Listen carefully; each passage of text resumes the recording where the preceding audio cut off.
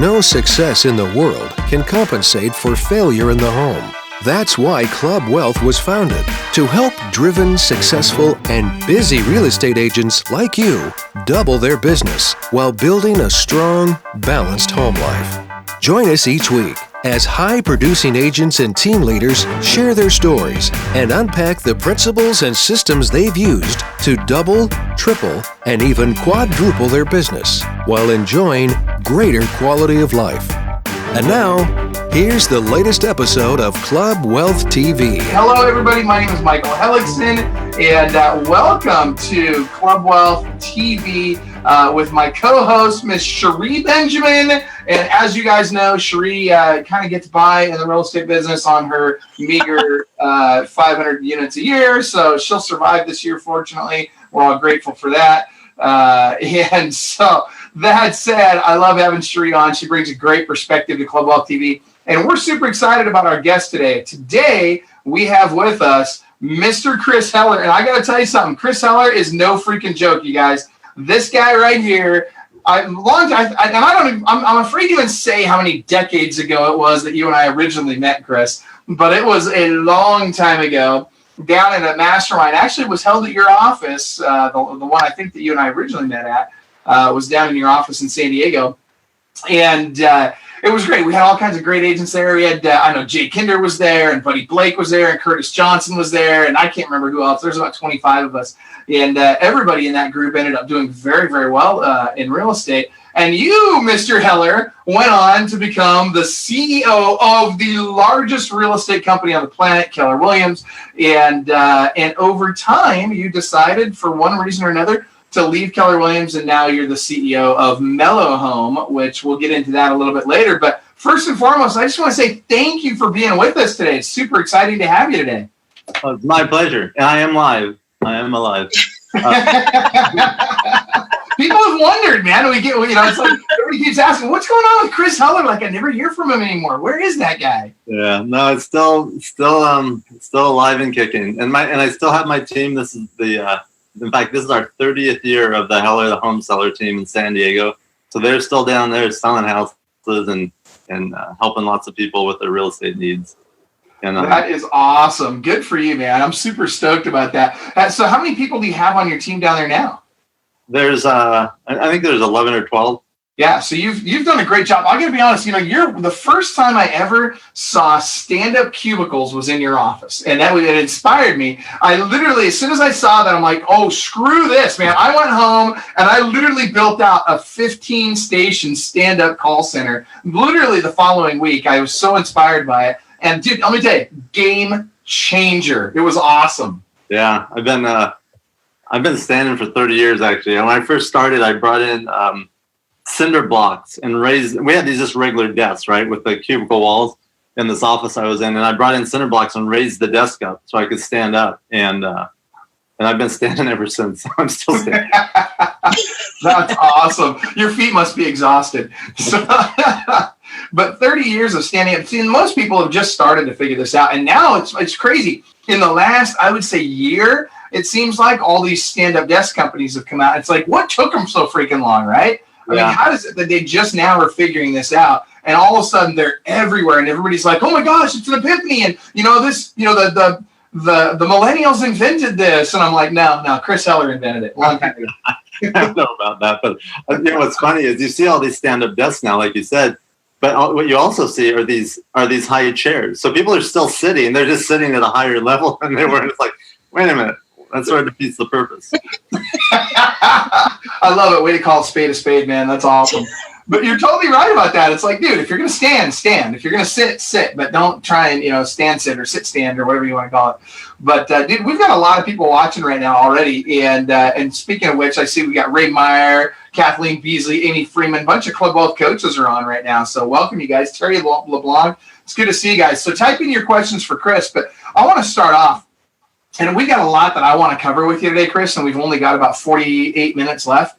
But I want to hear everything from how you got started to what happened throughout your career to, the whole, how'd you become the CEO of Keller Williams and why did you leave? Like, everyone wants to know, what happened? Why did Chris leave? And then how did you end up at Mellow Home? And really importantly, one of the things that we got to cover while we're on the call today is I want to know what you think, and I want to save this for the end, but I want to know what you think about where the market's headed. I want to know what you think agents need to do to compete, what you think of all these third-party companies coming in and really dialing in, pieces of the business and taking certain pieces away from the agents. But for now, let's talk about really quick, how did you start in the business? And what did that look like? What did your first decade in the business? I'm going to break it down by decade because you and I have been around since, real estate was invented. And so start with that first decade. How did you start off? All right. So all right. I'm going to go fast. So I got my real estate license. I was a sophomore in college, and my dad called me near the end of my sophomore year and said, "Hey, you're going to get your real estate license and come up here and sell timeshares for the summer." And up here was Lake Tahoe. And I didn't know what a timeshare was or anything else, but I said okay. And I'm not sure why I did that because I rarely said okay to anything my dad told me to do. But that time I said okay. And and then we ended up moving to San Diego because he got an opportunity down there. And then I just stayed in San Diego. I never left. Kept going to school part-time. About the third year of selling timeshares and going to school, I met this real estate broker and tried to sell him a timeshare. And he, for the next 3 years, tried to recruit me. Did recruit me. Kept writing me notes, calling me every time I saw him, saying, "Hey, you should come work for me. You should get into real estate."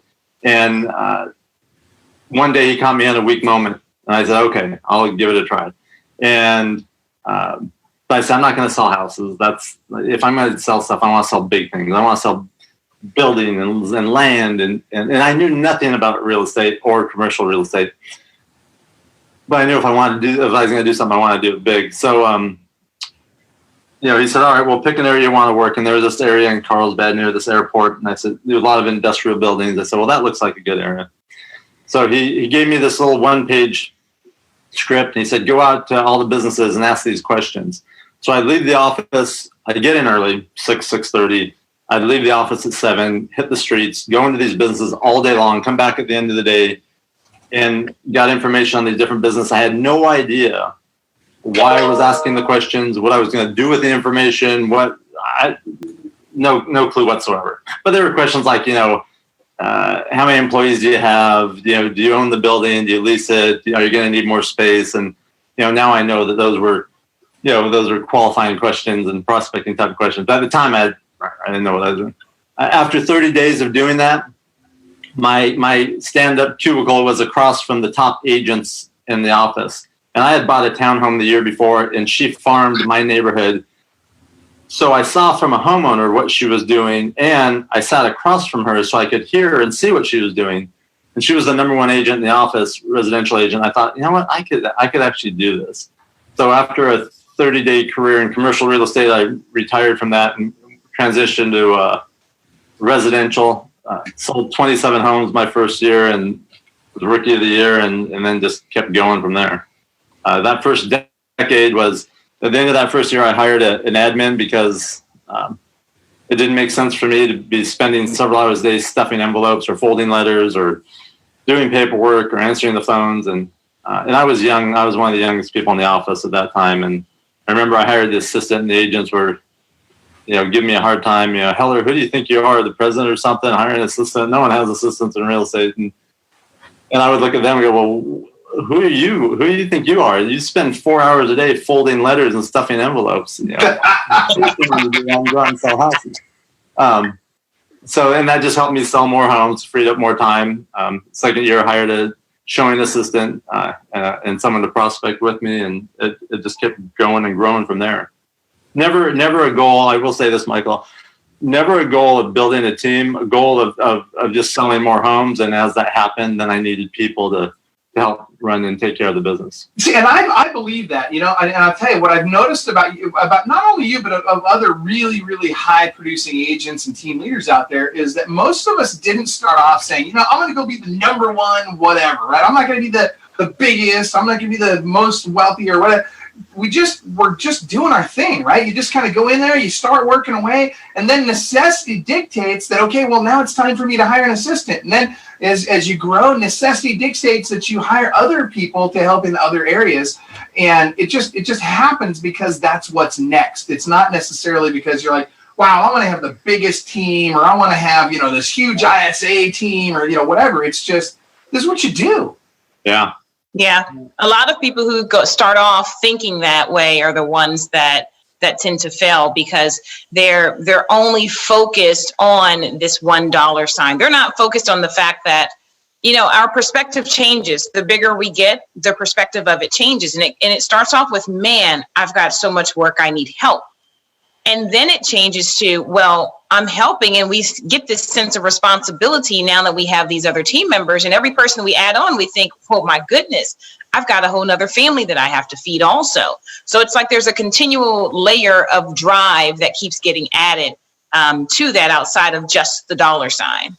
Well, and I think another thing, Sheree, is that, and I've seen this, I'm sure you guys have too, that when agents start off with the goal of building a team and building a big team versus building a business, that a lot of times they do it at the expense of profitability, and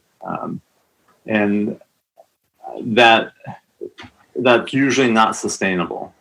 Now there are some that have done it, and they've done it at a really high level and have been very, very successful, and they're better than me for doing it. But for most of us, just focus on building the business and then adding the pieces as we need them and staying profitable all along the way is a much more sustainable model. And there's a key word that you said there, and it's building the business. And so many people are not focused on this team as this is the business that we're building, instead of just chasing the next one over and over again. So that's one key thing that I think a lot of agents miss the mark on, and that this is a business that you're building. And that's what your mindset should be behind it when you are adding different key leverage pieces there, is that this is the business. Yeah. So Chris, let me ask you this. When you started off, you did really well as an agent, you hired your assistant, and eventually you grew a big team, and it wasn't a huge team, but it was a very productive team, right? And it was a very profitable team. How did you transition from that? I think this is the question I've always wondered. How did you go from that to, hey, by the way, I'm going to just be the CEO of Keller Williams because I'm bored, so I'm going to do something. I'm like, right. When did you get bored? No, seriously. What happened? And by the way, didn't give up your team in the process, right? You still had your team and then became the CEO of Keller Williams. Yeah. So here's how that happened, and it was never a goal to become the CEO of Keller Williams. In fact, as an agent, that's something I wasn't even on my radar. Never even imagined that. Here's what happened: is I joined Keller Williams, and I've been with Prudential for 16 years. 2004, joined Keller Williams. 2006, launched a market center, launched a franchise, and it became a very successful one, and still is to this day. And in 2008, I got a call from the CEO of Keller Williams saying, for a lot of years we wanted to expand internationally, and we haven't for two reasons. Number one, Gary wouldn't let us until we reached a certain size, and number two, we didn't know who could do it for us.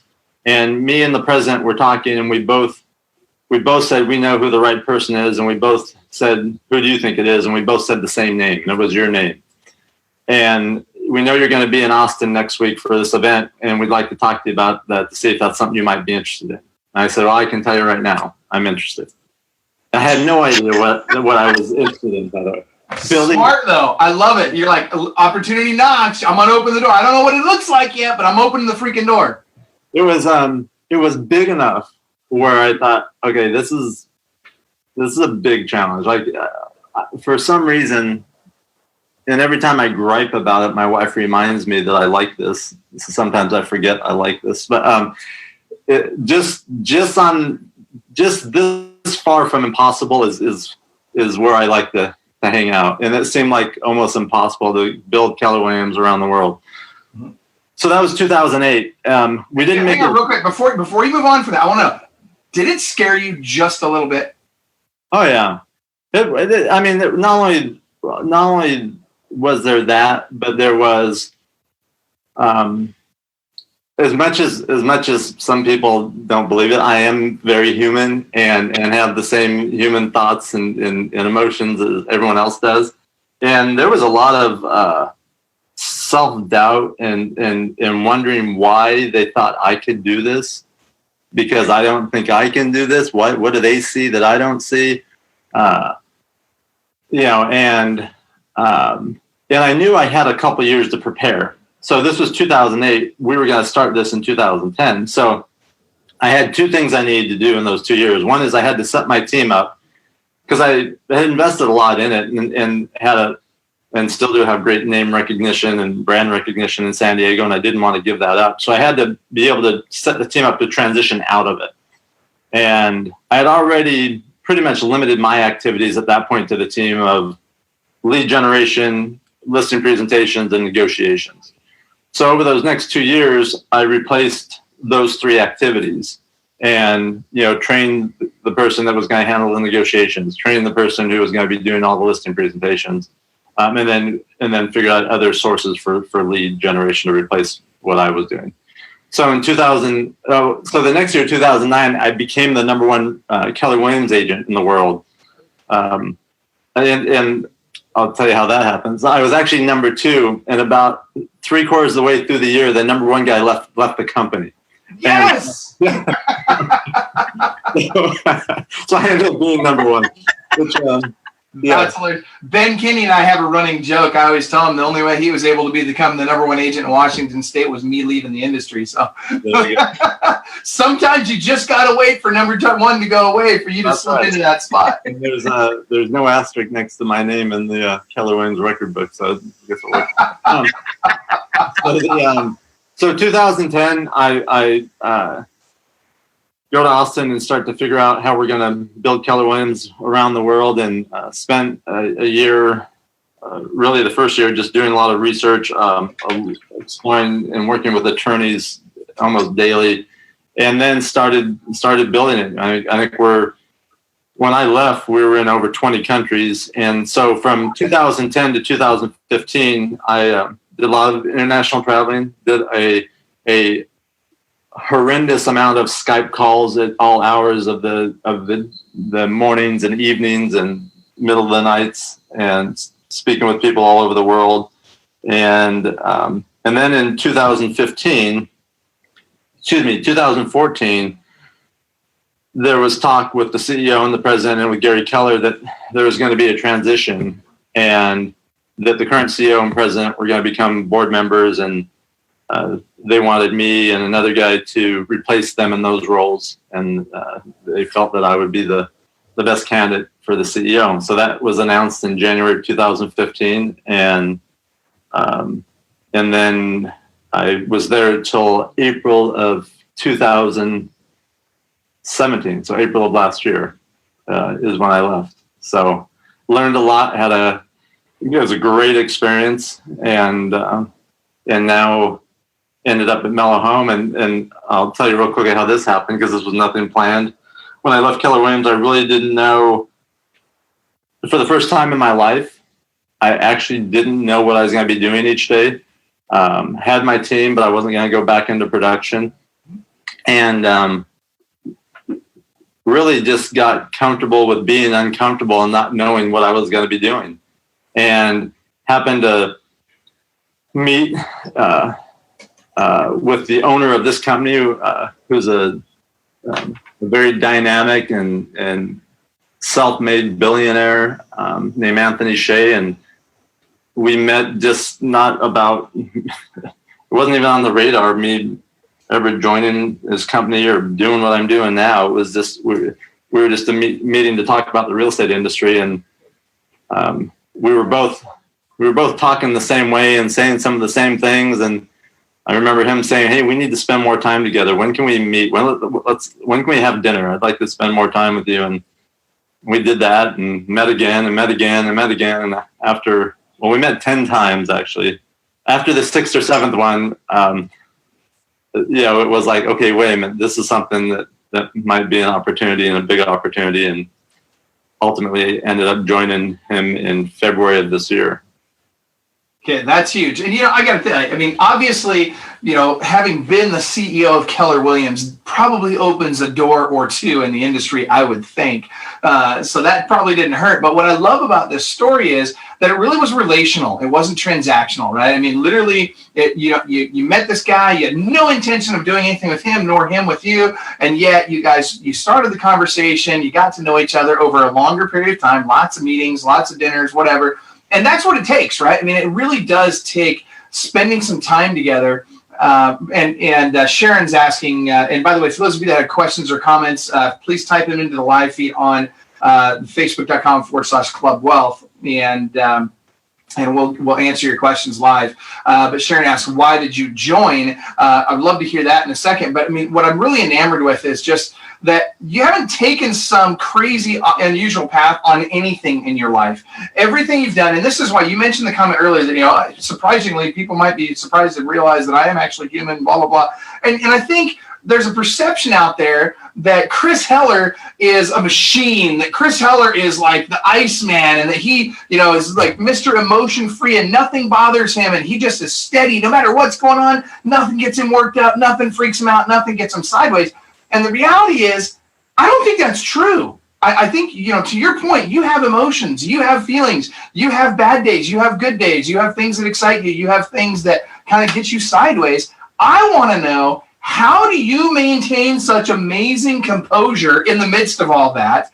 And how do you turn that into success? Michael, hold on. He is a machine if he's Skyping at all hours of the night. So there's a little bit of a machine that is in there. That's just being driven and working hard and working your tail off. And that's what it takes in any industry to succeed. It does. But but the reality is you do have emotions, you do have feelings. And so tell us about that.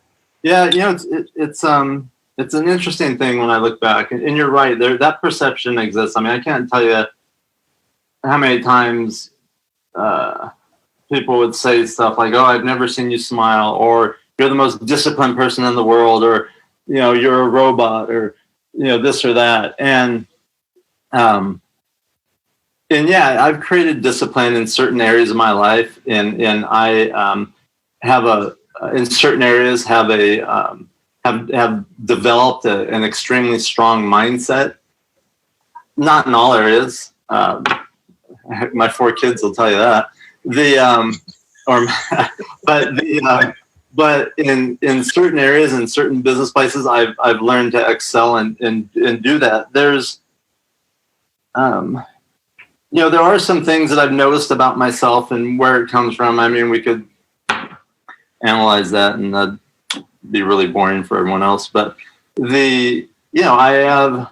So there's certain things I do know. I am a resilient. I guess I wouldn't say that. I'm very resilient, and so I get knocked down like everyone else. But it doesn't matter how many times I get knocked down. I will get up with more determination than ever, and that resilience, the discipline, the drive, the willingness to do whatever it takes, within reason and within, what's ethically right and morally right and legally right. But the willingness to do what it takes to win and succeed is very strong and always has been. So, and sometimes from the outside world, that looks like, that you don't have some of the normal human traits that we all have. But I'm also, as personality-wise, I'm introverted, so it doesn't show up. I don't show up very, with a huge personality or real sociable. So that probably contributes to that perception also.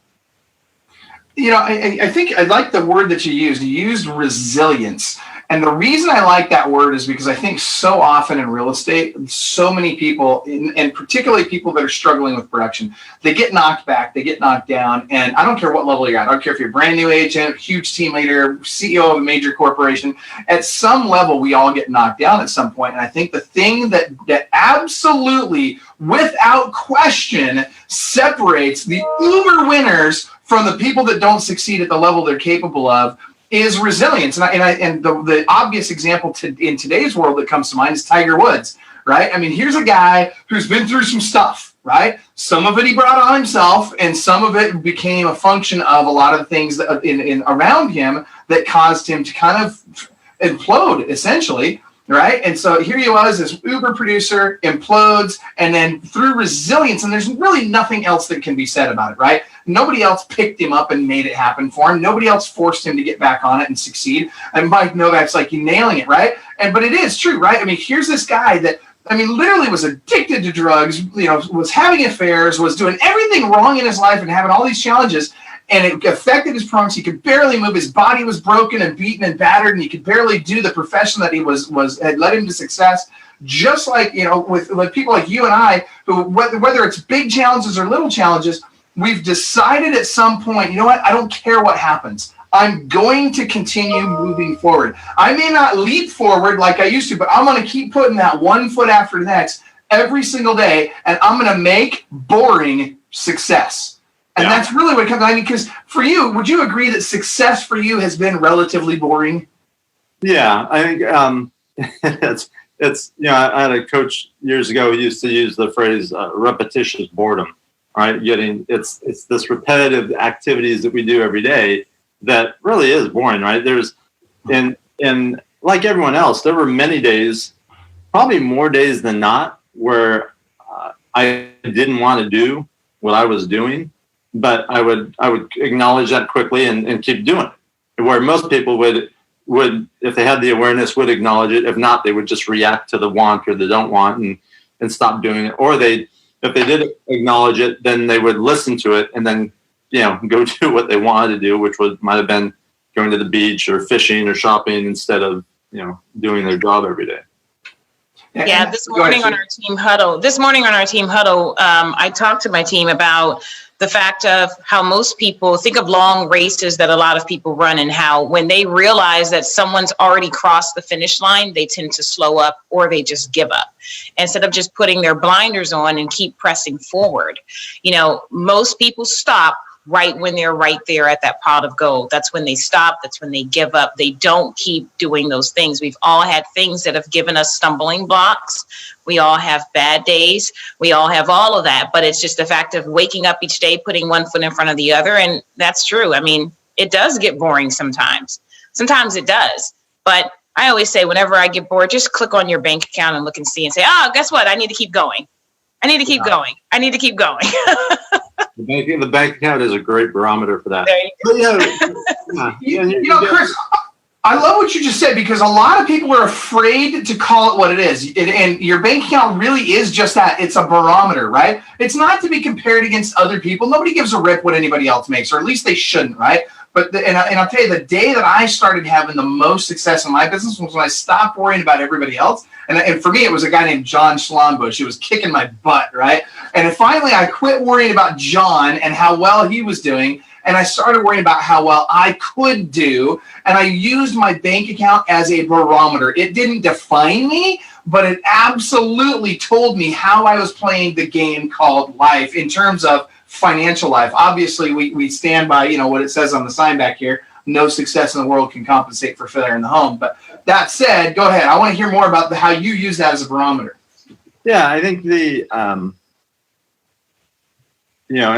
I agree with you totally. It's not comparing yourself to others, but always looking at what our options are, right? In any given moment, if I don't like what I'm doing, what's your option? Or looking at and I've had this conversation with many agents on my team and off my team. Do you have too much money in the bank right now? Do you have more money than you know what to do with? Then why are you complaining, or why are you not doing the things you need to be doing to get to where you want? People, I get asked that all the time. Well, how do you stay focused? How do you prospect?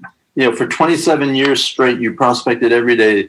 How did you do that? It's like, I just did it. Now, I didn't think of doing it in terms of 27 years in a row. I just thought about doing it each day, doing my job. And every day I did my job because I wanted to achieve my goals. And my goals were big enough and important enough to where not doing my job would be more painful than doing it.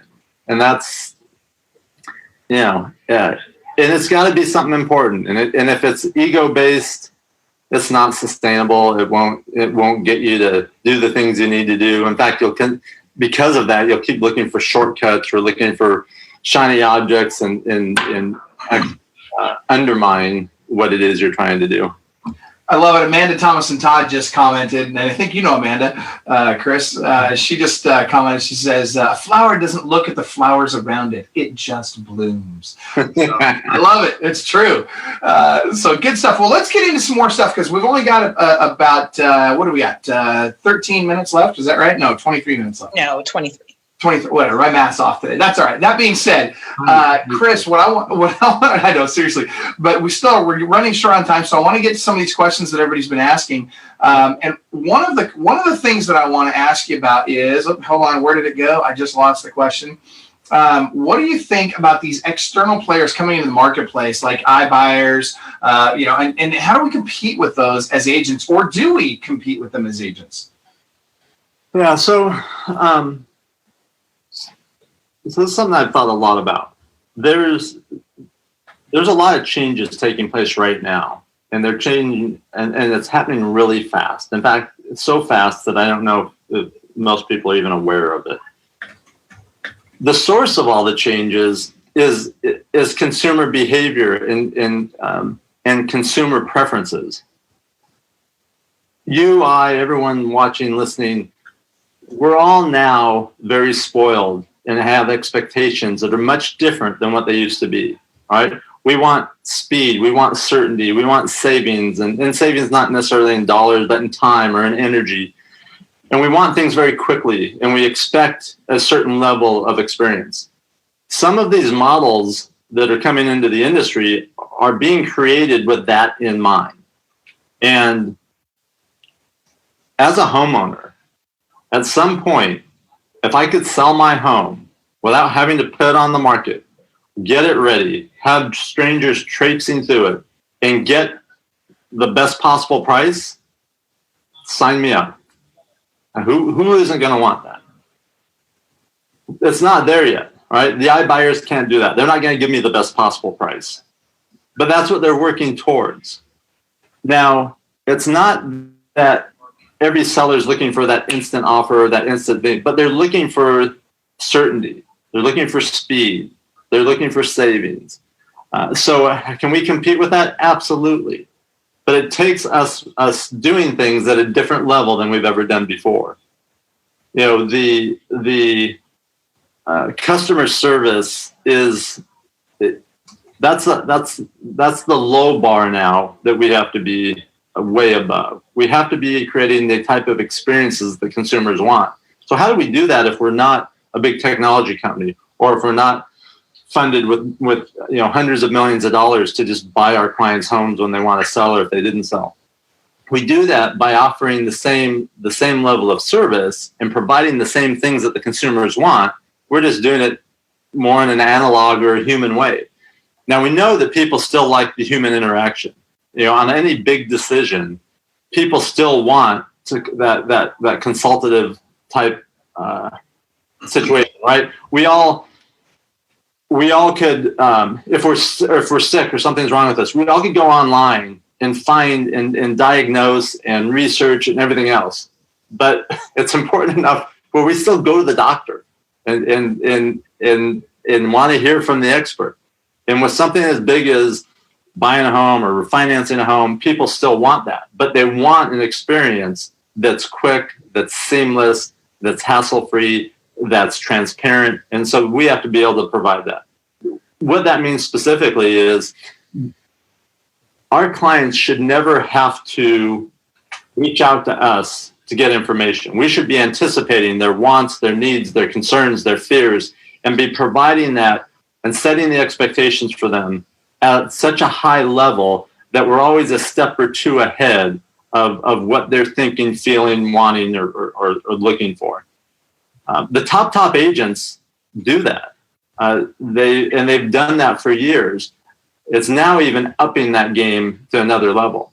And the rest of the agents that haven't done that or don't even think in those terms are the ones that are at risk as the industry continues to morph and grow. Yeah, I mean, it's definitely different today, right? I mean, we can't keep thinking that everything's going to continue to stay the same as it has in the last, however many decades. Things are changing, and people's wants and desires and needs are changing, and their expectations are definitely changing. So what I'm hearing you say is, don't be afraid of the iBuyers and those types of companies. Don't worry about that. Don't feel like we've got to compete with them, but do start understanding the mindset of the consumer and really start focusing on how do I deliver a better customer experience. Yeah, I think fear is a relatively useless, emotion and causes all sorts of havoc in your head and everything else. I mean, having an awareness is important, but then saying, okay, what am I going to proactively do to make sure that I'm providing that and I saw this, someone used this phrase, an Amazon-esque type experience, where we're providing that ease of dealing with us and ease of dealing with the transaction and making sure that we're not making it painful. And let's face it, real estate has for a long time been a relatively painful process for people to go through. Whether it's buying a home, selling a home, financing a home, there's a lot of other things in life that have gotten a lot easier than that process. So we need to make sure that we're working at it and providing a level of a customer experience that is delights the consumers instead of puts them in pain. Yeah, every think about just about every industry nowadays has some sort of disruptor that comes through. The law industry has those, what is it called? Legal Zoom or legal something where you can just go online and do it. But that doesn't take the attorney that I can go sit in front of and bawl my eyes out and have someone have that human experience there. And that provides a different level of customer service that doesn't knock them out of the industry. What it should do is it should make that person or those attorneys even better at it. And so that's that leveling up that you're talking about, Chris. So don't focus on these disruptors that come in. Focus on what you can do in order to make your client's experience even better. What can you do in order to prepare them for everything that's in front of them that they're not going to get from these disruptors that are out there? And that's how you will sustain in this market.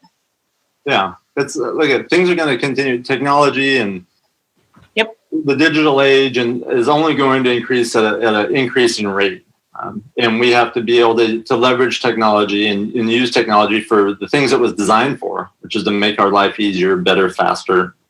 But at the same time, providing the expertise and the guidance and, again, anticipating the client's needs and wants and also doing a better job of setting the expectations so that the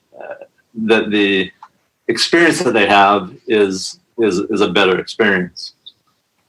Yeah, interesting. Okay, so here's what I want to know, because we're getting lots of questions, but one of the things that Hank Anvik was asking, Avink, I always mispronounce your name. Sorry about that, Hank. But Hank was saying, what do you see uncomplicating the process to allow? And I believe what he's talking about is that fast purchase at that top dollar. What do you think is going to really be the game changer there? It's when that service can be provided without the consumer having to bear the cost of it. All right. So at some point, as a seller, let's just look at sellers. I'm going to go, on this side, I have no hassle and certainty, and it's easy, but it's going to cost me. And am I willing or able to pay that cost for that, or am I going to, submit myself to some of the uncertainty and some of the hassle and everything else to get more money? When those come in line, when the costs come in line with where the market's truly at, then it becomes a real viable option. And as agents, we have to be able to either figure out a way to provide that or align ourselves, with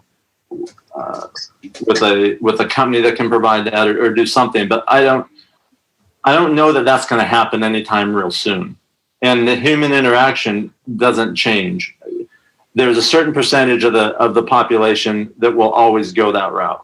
there's a certain percentage of the population that will never go that route. And then there's the majority in the middle, and the majority in the middle is where we need to focus on, and those are the clients that if we're doing, again, I hesitate to say a great job, because it's almost a level above that is where we need to be at. And Brian, so I don't know if I answered Hank's question, but it's the little things that make the biggest difference. If we think about great experiences that we've all had, whether it's, I still fly a lot, whether it's dealing with airlines or a car rental company or a Amazon or Expedia or whatever we spend time on.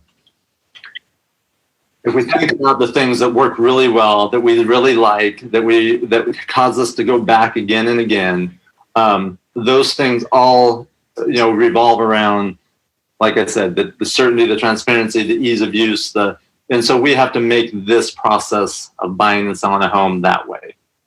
Well, and I think too, to your point, and Hank makes the great point, as well as Gail Zintek makes the great point as well, that I think that those experiences that cause us to come back over and over and over again, guess what they also involve? They involve a human being, right? They generally involve someone, and I'll give you an example. Even Uber, let's take Uber for a second, right? If every time I got in an Uber, I had a bad experience with the driver, I would stop using Uber, right? So did technology change that industry? Yes. Did technology change the way we interact with that industry? Absolutely. But somebody's driving the car. Now, is it possible that when the self-driving cars come out, that now everybody's just going to jump in a car that won't ever, need to have a driver, and that will still provide a great experience for them? Maybe that's possible. I think it's a little different though when you're dealing with some of the largest financial transaction most people will ever make in their lives. They want that human interaction. Yeah, we have to remember it is buying and selling a home is a very emotional event, and I don't mean emotional like a roller coaster. I mean the reasons that people buy and sell our homes are often grounded in an emotion, and anytime you're dealing with something that's emotional, it's human interaction, and that is a key part of it. All right, so I want to know about your thoughts, because we're down to about 10 minutes here. And I don't want to miss out on this, because I know that everybody's asking or wondering what you're thinking about the future of real estate. Like, where's it going? You have done a great job of spotting trends and getting in front of trends and understanding how to position companies to maximize on those, or to capitalize on those trends. What's coming next? All right, so we could look at it from a lot of different perspectives. Let's look at it from an agent's perspective first, because I imagine that's where most of the interest is in that question. I think there will be significantly fewer real estate agents in the future. I think there's a lot of parts to what we do that will become automated or digitally enhanced. So just like if we look back 10 years ago at the activities we did every day and how we interacted with people, I mean, some of us have been doing this long enough where it was pre-internet, where it was pre-cell phone. And when we think back to how we did things then and how we do them now, we say, wow, it's a lot different. And it's going to be a lot different in the future. There's certain things that I don't think are going to change a lot. And that is, the consultative nature of the business, the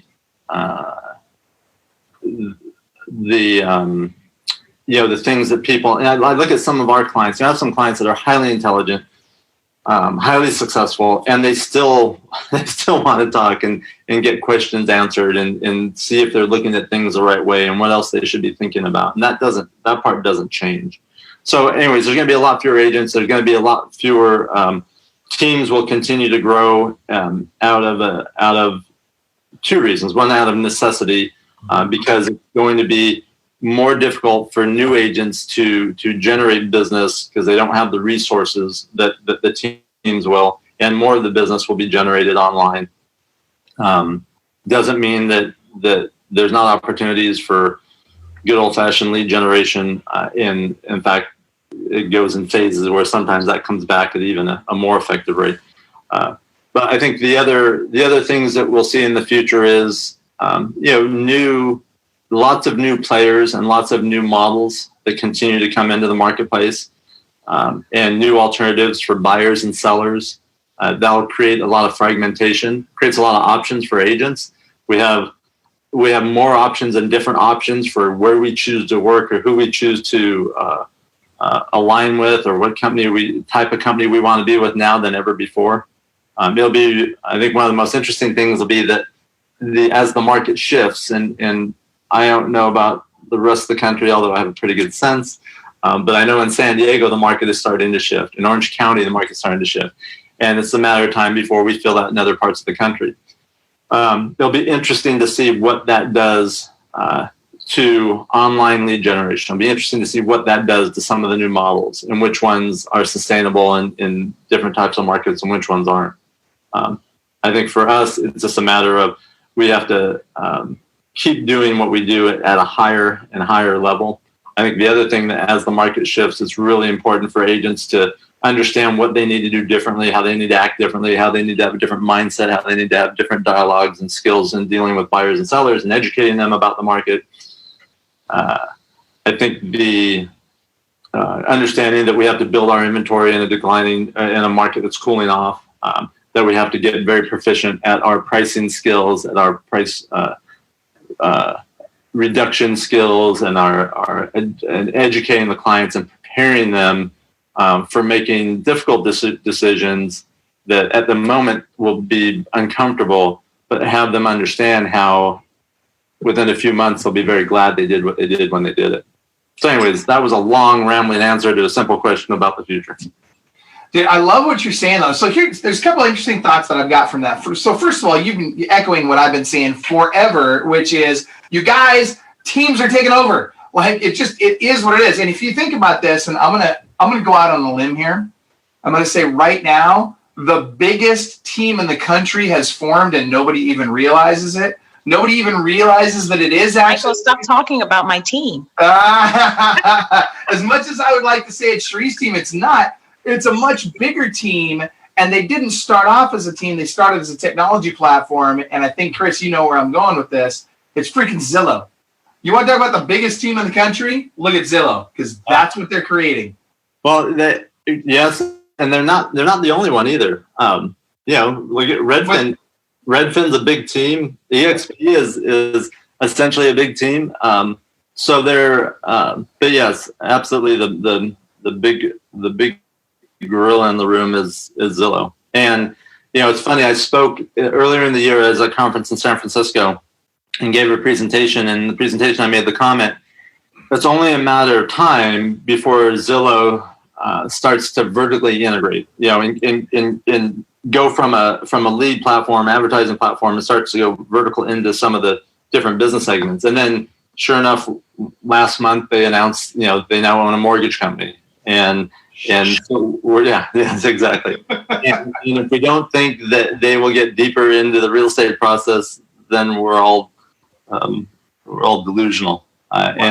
They do, absolutely. And Realtor.com is doing the same thing. That these companies that we think are just lead generation companies have figured it out. They're not just lead generation companies. What's the company that Realtor just bought? They just bought OpCity. OpCity, thank you. OpCity, yeah. Which is essentially the same as Agenology, right? They're an ISA company. Yeah. Well, why would they do that? I mean, think about that. Why? I mean, these guys aren't stupid, right? They're intelligent people that run these companies, and they understand that, as we have for years, that the model is what's taking over real estate. The thing that they have done better than any of the rest of us is they approached it from a different angle. They started somewhere where they could then get the agents to pay for them to grow their teams, and then they now have started vertically integrating. As you said, vertical integration, the first billionaire to vertically integrate was Rockefeller, and that's how he became a billionaire, right? He owned everything. He owned literally every step of the process. He owned it and got paid all along the way, and that's what these companies are doing. So don't hate them for it. Just understand